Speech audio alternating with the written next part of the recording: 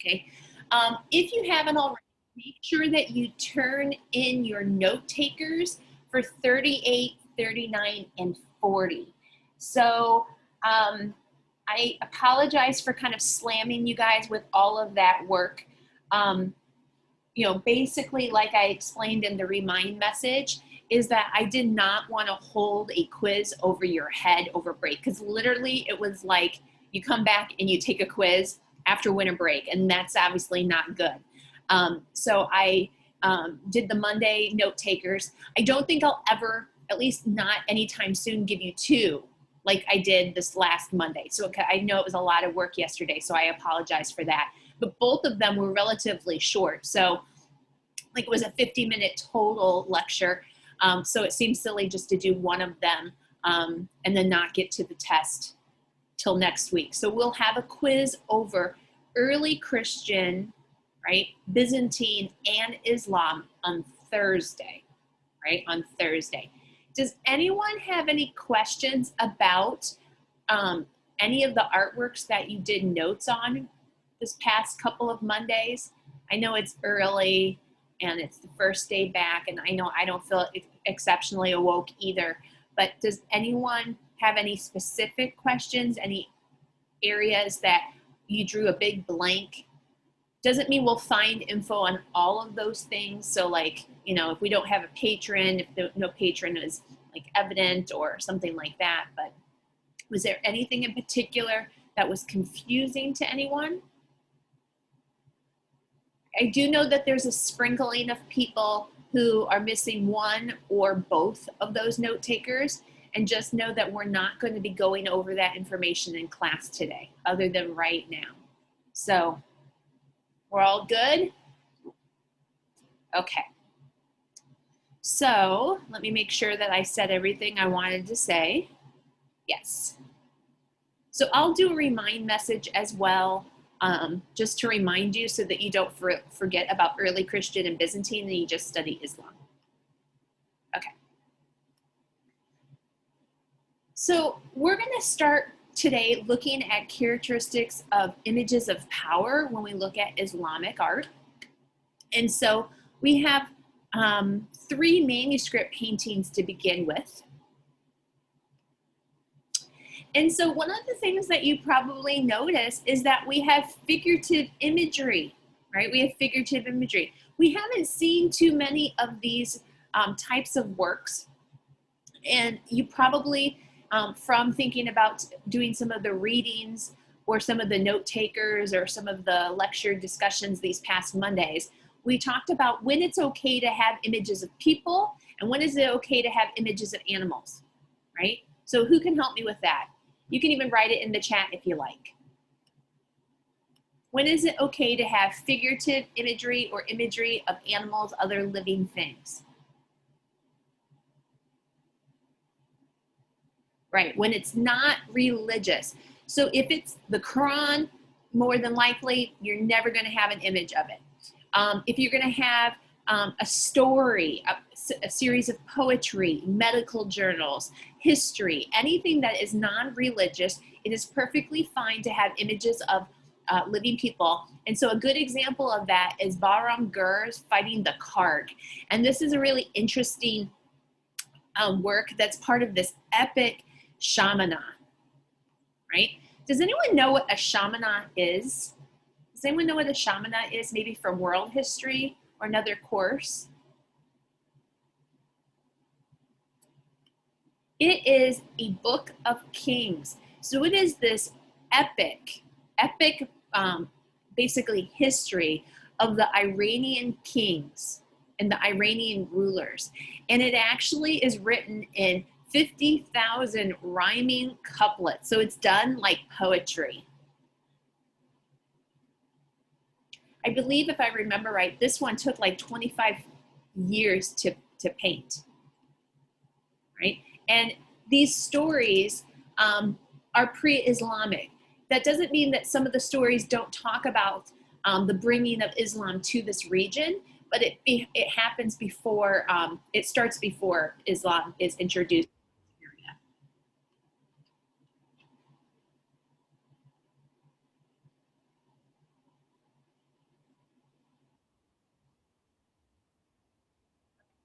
So this was made in the Mongol court in Persia in the 14th century. And like I said, it has a series of rhyming couplets. And it was first, the origin of it comes from the Sassanians. The Sassanians came after the Persians, so that kind of gives you a little bit of context about how old that dynasty comes from, and from this kind of history of having a shamana. And so it incorporates, like I said, these stories that used to be told orally, and then they were written down. And it's all about the kind of the glory of these rulers, right? So how is it typical of a manuscript? So we have seen manuscripts before. And so thinking about maybe some early Christian ones, how is it similar to a manuscript? I even incorporated the definition of manuscript there for you. So what are some similarities you see here? Let's compare it to like maybe Vienna Genesis. How is it similar? You can write it in the chat.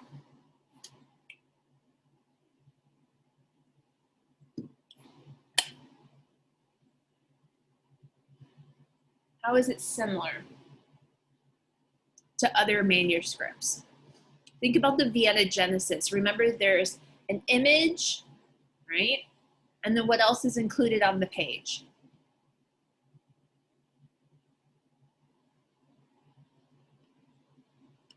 Okay, so this has an illustration. So you can see that in the middle of this, there's a brightly colored illustration. This one too is also what we would call an illuminated manuscript, because it does have gold and silver, right?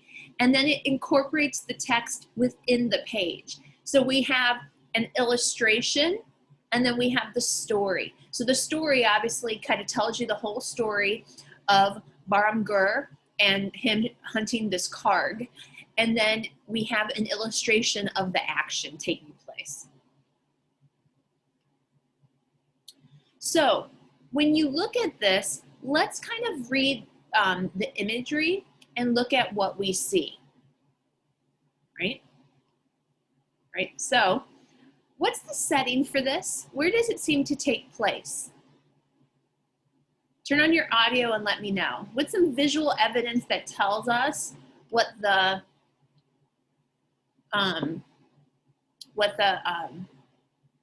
setting is? Let's go ahead and turn on our cameras too. I know it's hard to wake up, and I'm not in the mood for this either, but I think we're gonna have to force the issue since this is our last day of Islamic art. So cameras on, thank you, thank you, thank you. And then what's the setting? Where does this image take place?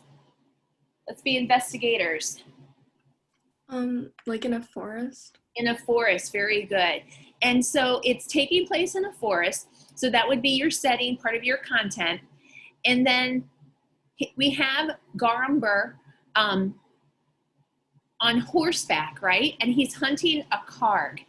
And so a Karg is kind of this interesting sort of creature. It's basically like a horned wolf. It's this mythical creature. I kind of seen other images of it too. It kind of looks like a boar. So you know how like a hairy pig with a horn.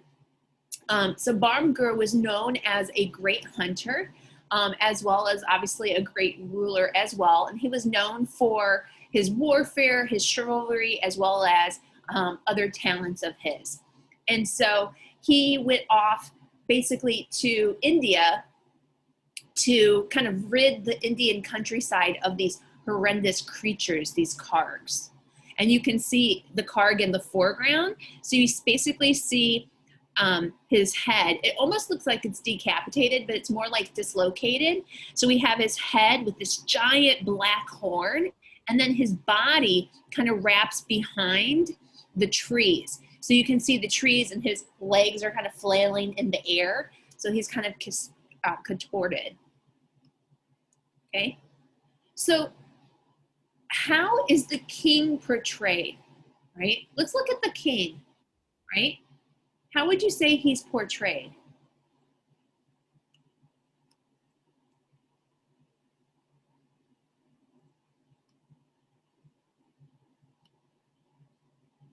You can write it in the chat, is fine.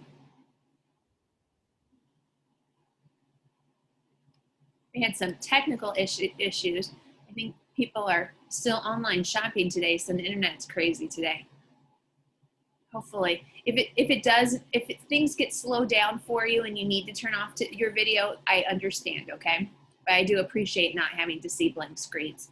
But if it's an issue, it's okay to turn it off. Right? So we have our Bahram. He's riding horseback, and look at the size of him compared to the horse. It kind of reminds me of Marcus Aurelius, where he's like gigantic, right? And the horse is kind of like smaller than him. So there's like hieratic scale. He's really big. And then if you look at his face, he's very heroic. He's like heroically posed. He's got a cool, calm, and collected face. And also notice, what does he have around his head?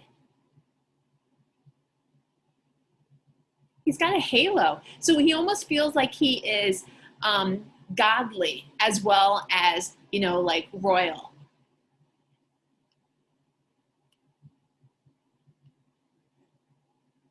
Okay, so we haven't seen Chinese painting yet, but we will. So after Islam, we're going to move to Asia. We're going to look at the art forms of Asia, and so we'll look at various cultures. And so we see a lot of influence on manuscript painting from the art of China. Art of China, you know, is one of the longest traditions that we have in the history of art. And so is there any similarities that you see comparing this piece that's in our 250? So the image on the right we'll learn about later. Is there any similarities that you see between the image on the right and the image on the left? Any similarities? Sorry, I moved my chat window so I could see the imagery better.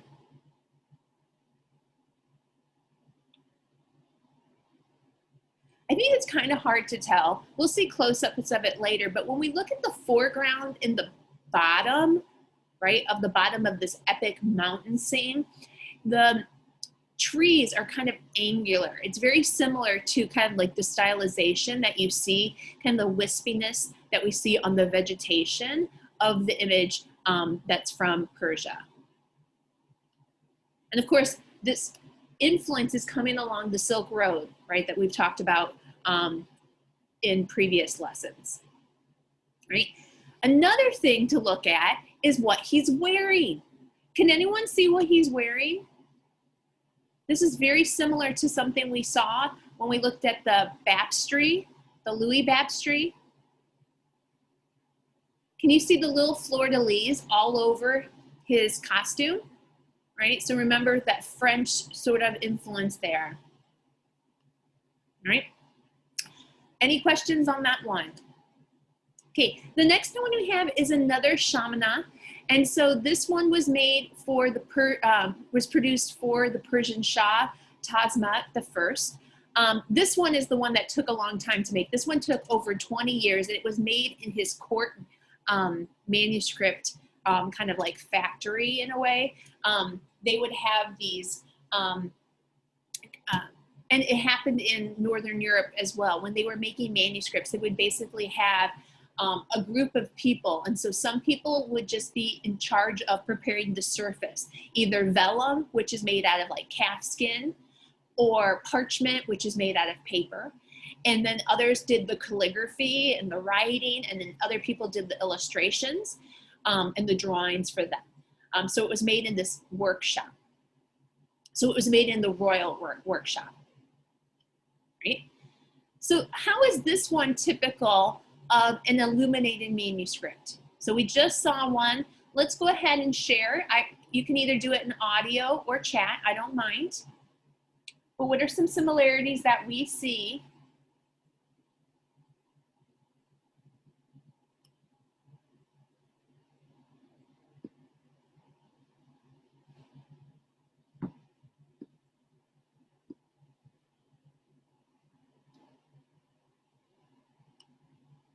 Right, so we have text in the borders. So this one doesn't have as much text, but you can see that there's some calligraphy, right, around the tops and the bottoms.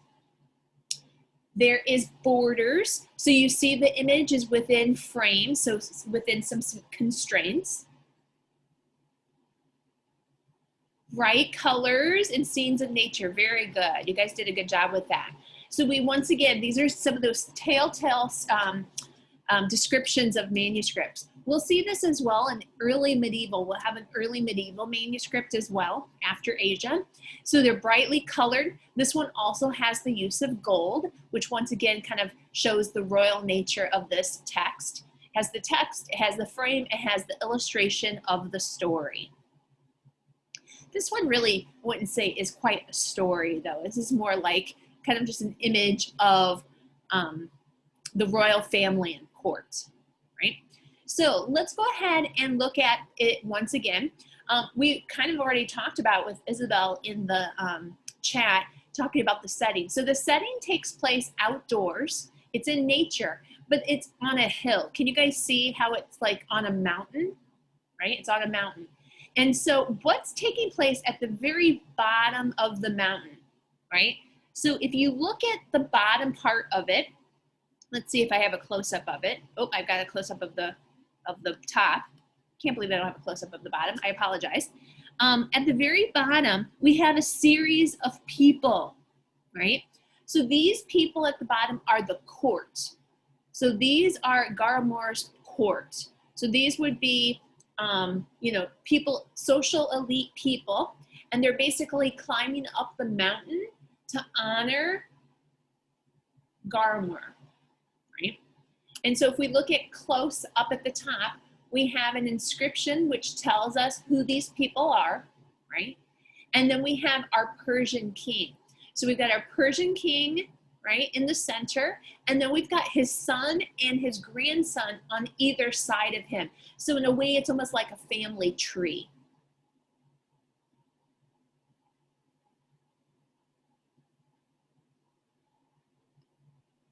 Okay, so how do we know that this is the royal family at the top?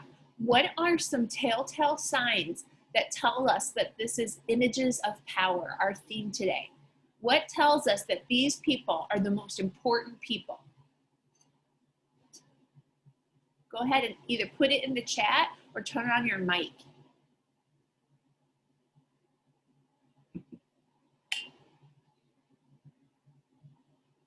Clothing. They have leopard skin clothing on. So, you know, kind of like a special, you know, cat animal, right? Is there anything else about them that tells us that they're most important? Most important people, think about hierarchical scale. Where are they typically placed? Right, very good. So Emily said they're located in the center. So here we have Gayumar at the very top, right? So elevated high above. So the height of it tells us he's important. He's centered, right? But also notice the proximity between him and the other people. So at the bottom in the court, people are overlapped and they're close together. And then we have the royal family isolated away from people, and it gives them space. So visually, right, they are emphasized because they are away from all that other activity. And then if you notice as well, above his grandson, himself, and his son, there is gold. So there, in a way, there's this gold halo around their heads. And so those are all the things that kind of speak to their importance. The other thing is, it said that they built their palace in the mountain and they brought prosperity to the region. So there's this overabundance of vegetation here that's supposed to talk about the fertility and the abundance and the prosperity of this family.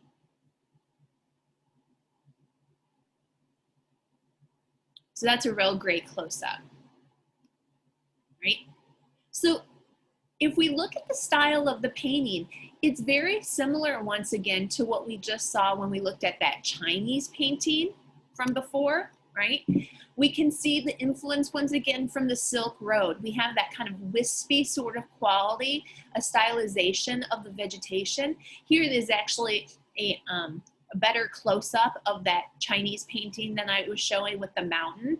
And if you look at the vegetation, you can see that there's basically strong outlines around it. There's a sense of angularness to it. It doesn't mean all Chinese painting looks this way. We'll actually see some variations in style, but it's kind of got this angular sort of quality to it. It's not that I'm trying to put any like emotion on it, but it always feels kind of gnarly and kind of wicked to me. It kind of has like sort of angularness to it. And you see that on things that were being traded along the Silk Road. And so then they just kind of started to influence the style of other arts along that route, such as this one, right? I'm gonna kind of go through a few more of these images. This is from a series of love poems. This is not in the 250, but I wanted to show you some other examples of figurative manuscripts. This one actually has an image of Muhammad in it. And if you look at it, what is Muhammad missing? What's Muhammad missing? Right, he's missing a face. So this is not a religious text. This was a history text. And so Muhammad obviously is a part of history. And so in order to illustrate him, it's common practice to sometimes show him, but show him without a face. Right? This one is from the Herrick School.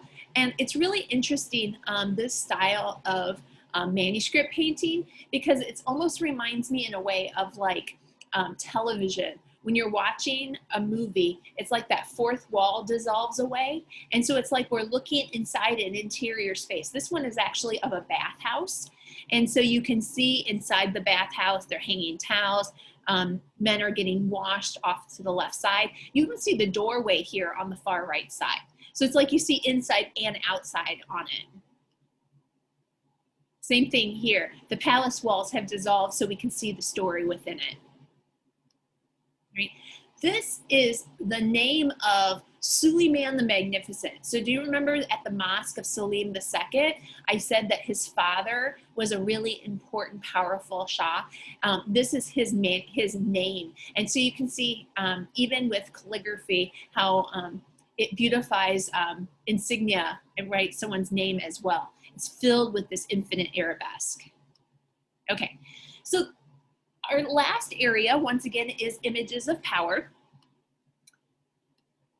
And so we're going to be moving into India. And so we'll continue with India in the Asia chapter as well. But we're going to look at later Islamic art. So the Mughal dynasty moved into India into the 1500s. And so we have a couple of important pieces from this time period.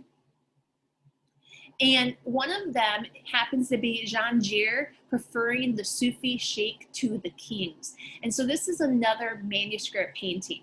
So the Persian Mughals moved into India. So they moved, actually, I think all the way into Anatolia, if I remember right, moved over. And so one of the things that we see is these beautiful manuscripts being painted. So when Akbar, right, Akbar, the emperor of the Mughals, had no living heir at age 28, he consulted a Sufi. So a Sufi is an Islamic mystic. And so he asked him if he would ever have a child, right? So the Sufi said, yes, you will eventually get to have a child. So when he had this firstborn son, he named him Salam, and then he ascended to the throne in 1605. So Prince Salam he changed his name to Jahangir. So this is an image of that son with this miraculous birth. And so one of the reasons for this image is it highlights the Sufi who predicted his birth.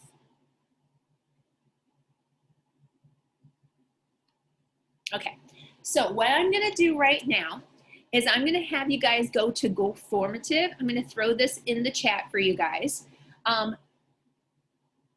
We only have one other artwork today, so I think we'll be okay. I'm gonna go ahead, oop, I hit the comments instead of the chat, I apologize. Okay, so I'm gonna go ahead and have you go to Go Formative, and I have this image for you.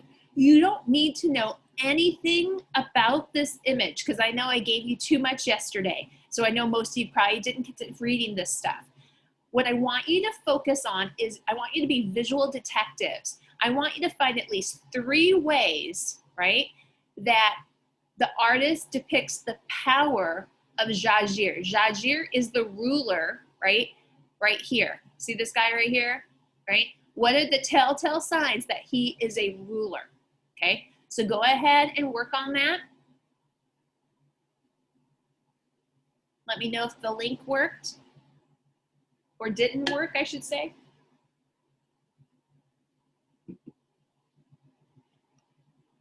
So be visual detectives.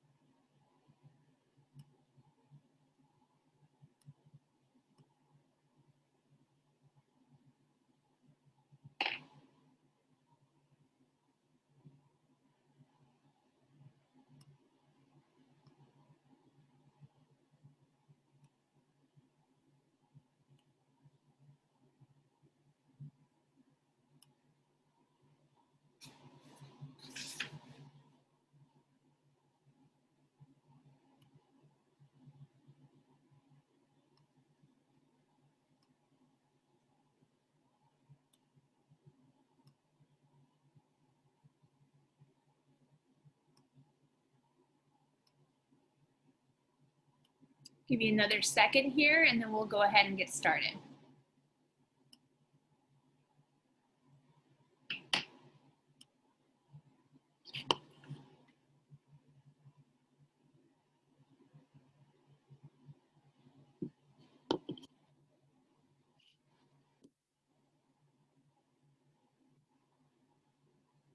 Okay, who can give me one? Let's do it through audio. Who can give me one way that Jahangir is shown as being powerful? How do we know he's most important? Sorry, thank you. There's a big gold disc around him, and then there's like light radiating from his head.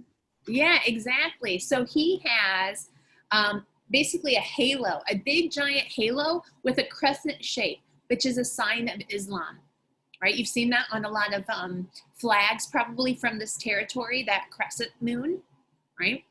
And he has light rays also coming from his head in that halo. I think I actually forgot to write that on my list. That's a really good one. What else? Who can give me another one? We saw some of the same telltale signs in the last images.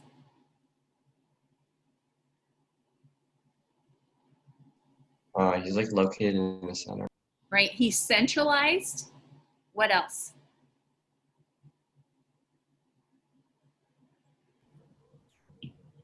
He's on an elevated platform. He is, and the coolest thing is, look at what his throne platform is made out of. It's made out of a, oh shoot, what's that called? An hourglass, right? So it's like he's the ruler of all time. Compare his size to everyone else. Is he the same size as everyone else? No, he's got Hierarchic scale as well, right? So how is power recognized? One of the things that you probably didn't notice because it's really small is you can notice that his hand is holding this book, and it's actually the book that's being made here, and it's being donated to this Shah, to the Sufi cleric that we have over here. So there's this prayer book, and he's holding it, and so he's got all this jewelry on. He's got bracelets and rings, and so he's very opulent. And then you can see that he's handing this book over to the Sufi, and the Sufi is taking it within cloth. So the fact that he's not touching the ruler also signifies the power, because it was taboo to touch someone of the royal family, right? So we've got, let's see. We also have a hierarchy of people, and so we're going to focus on those people on the left side of the illustration as well. Right? So I just said this, so this one is about comparing the wealth. So you see the prosperous, or the the powerful Jahangir over here. He's got his headscarf on, he's got pearls, he's got earrings, he's got rings and bracelets and all this stuff. And then you see this poor Sufi cleric over off to the left side. And so he is shown where he's more concerned with the spiritual rather than the material world. So he's shown unadored. He doesn't have any elaborate costume, no jewelry, no nothing, and it just shows that he's more focused on religion than he is on the world, right?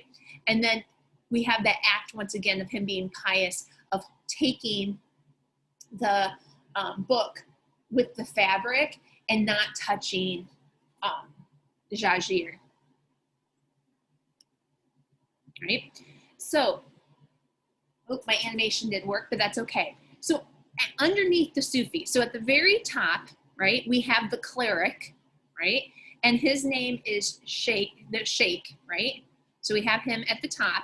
And then underneath him, we have other people of power. And the people kind of go down based on how important they are. So for Jahangir, this religious figure is the top of the top. He is, above all of the others, right? Of course, not above him, but they're above all the others. And then underneath him, we have an Ottoman sultan. So another ruler, another Islamic ruler who would be lesser than Jahangir himself. And he's kind of an unidentified sultan. We don't really know which one it is, but there's symbols that tell us that that's who he is, right? And then a strange thing is that we have King James I of England. Now, these two rulers never met, but there were emissaries from England who came to India during this time. And so there was a connection between the two countries, or the two regions, I should say, but they never met. But you can see that he puts himself above a powerful king of Europe. And then at the very bottom, we actually have Bikr, the artist. So the artist is at the very bottom, and he's holding a painting from this manuscript to help connect him to the artwork. So Bikr is at the very bottom, and he's wearing yellow. And that color of yellow is to signify that he's Hindi. So he is actually not a Muslim, he's not Muslim himself. He is Hindi. And so we know that because of what he's wearing.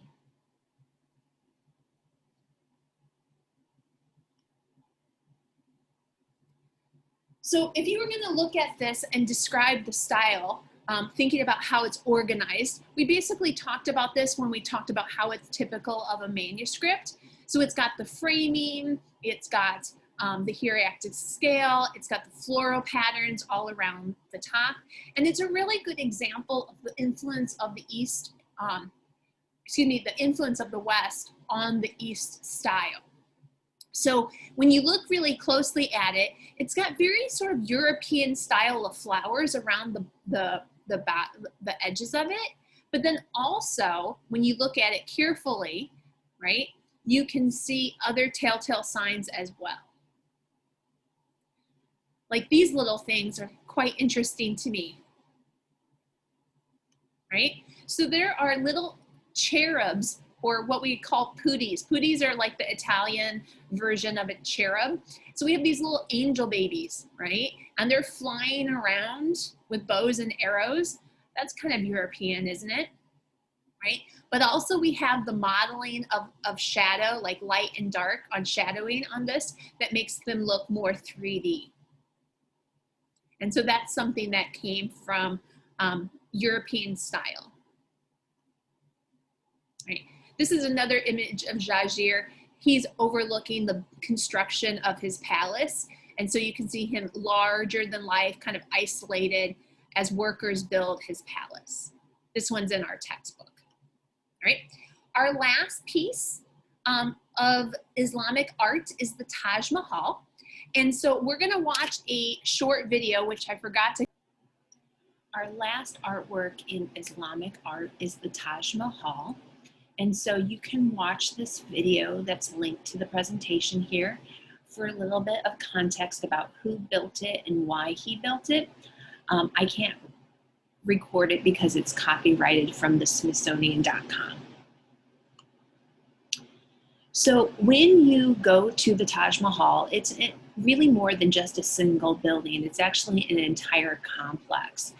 And so it has a monumental gateway that is made out of red sandstone. And this is pretty much typical of the construction of the region. Most larger architecture, as well as more humble buildings, are made out of this red sandstone. So the white that you're used to, that's characteristic of the Taj Mahal, is actually very rare for the location. So it has these gardens. What do gardens typically symbolize in Islamic art, as well as in art in general? So it is the Eden, the Garden of Eden, that is spoken about in the Quran. Remember that Eden in the garden is common in biblical texts, so Old Testament, Genesis, as well as in the Quran and teachings of Islam. So the gardens are plentiful. They, symbolize fertility, and then, the prosperity of the territory. So the Taj Mahal is in Agra. It's situated on the banks of the Yamuna River. And so this allowed for easy access getting to and from the building itself, but also it was a major trading city. And Agra is known for its riverfront gardens. So here you can see the entire complex. At that front monumental gate, you can see the red sandstone. There was shops so that when you entered, you could purchase, souvenirs and other things as well. Then you see that large, colossal, monumental gardens, where you see that it's divided into 4 quadrants, once again representing the garden, with a water feature in the center. So those large reflecting ponds are the rivers, but also they reflect the imagery of the surroundings. So they exaggerate the gardens. They show the reflection of the Taj Mahal itself. And then you see the Taj Mahal on the side that's closest to the river. It's centralized in the middle.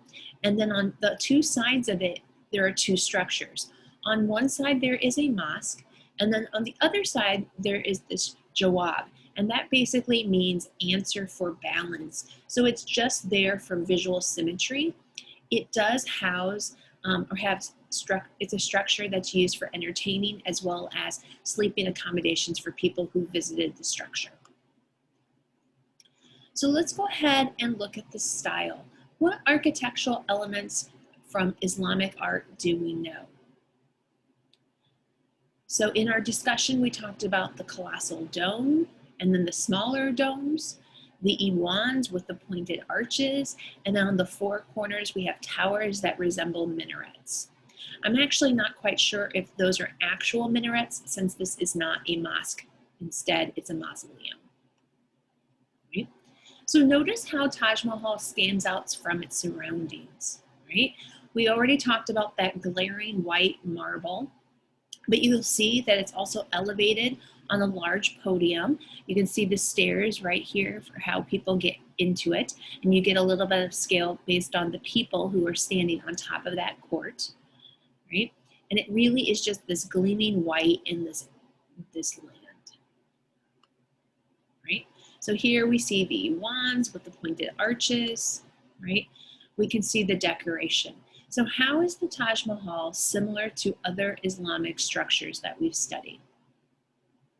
If you think about our theme, it has the calligraphy. You can see Naski running across the edges here and the decorative elements, and those are verses from the Quran. We have the arabesque detail here in reds and greens.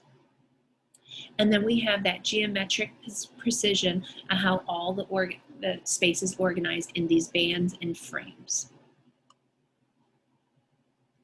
When we look at it really close up, you get a real chance to notice the black calligraphy and the red and green against that gleaming white marble.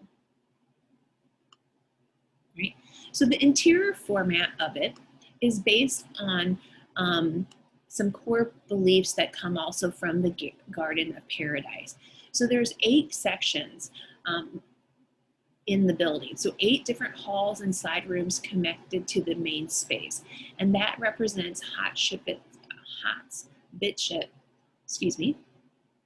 that talks about the different levels of paradise. So you see paradise in the gardens and you see it in the architectural structure itself. Right? And it's also symmetrical. Right? So notice how pillowy it is, right? With that reflection in the pool. And then we also have it kind of hovering. It almost feels like it's a balloon hovering in the space with that white compared to all the green of the surrounding landscape and gardens. But what is the function?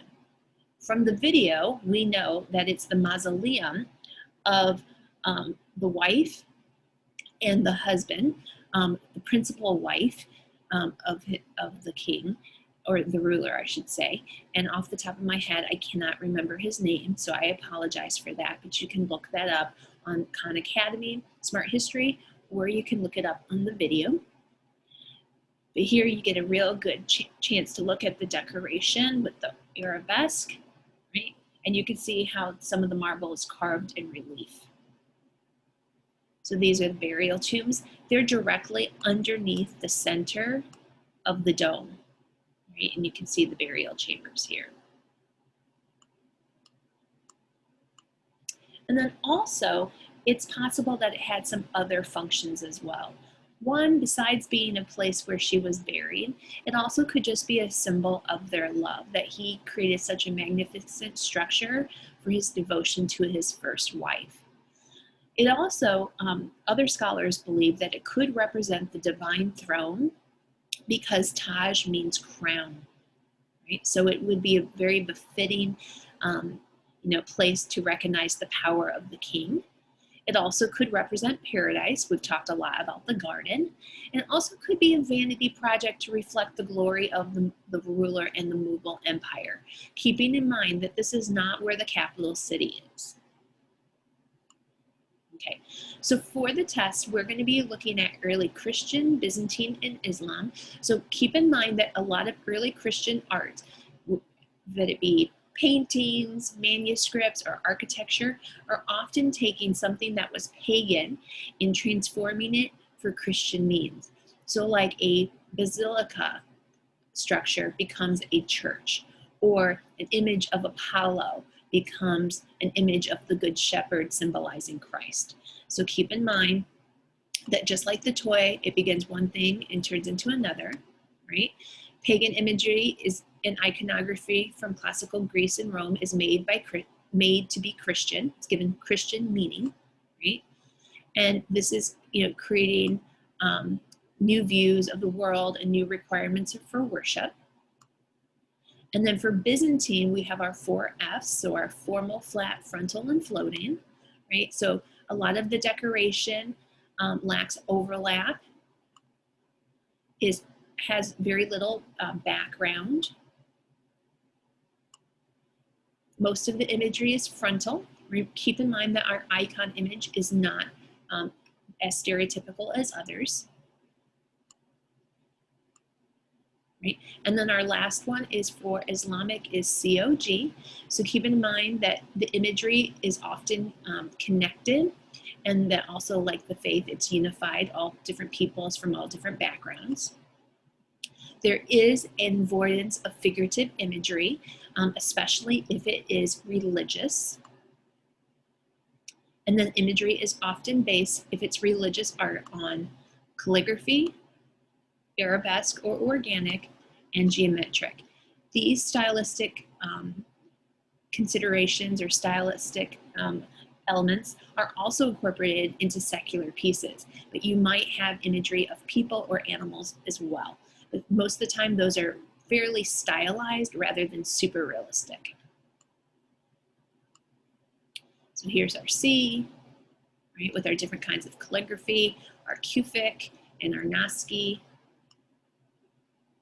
arabesque with organic details, and then geometric organization and geometric shapes, right?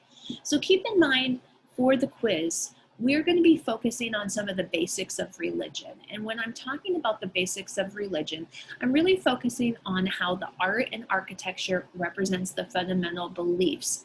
It's not like you have to understand and memorize countless facts that don't relate to the images, but make sure that you have a basic understanding of, like, you know, what are the different parts of the church and how do they relate to faith? You know, processional walkways and altars, that sort of thing. You know, what's the function of a dome at places like Hagia Sophia? You know, what's the function of a Qibla wall and how does that relate to, you know, praying 5 times a day in Islam? So just keep in mind that, you know, you're relating the beliefs and the religion to the art and the architecture. We had all different kinds of painting styles, which were painted in things like catacombs, but also we had quite a few manuscript paintings. So know the differences in the characteristics of illuminated manuscripts. Understand the functions of objects. So these could be secular objects as well as religious objects. And we did talk about the Silk Road, so understanding how things were transported.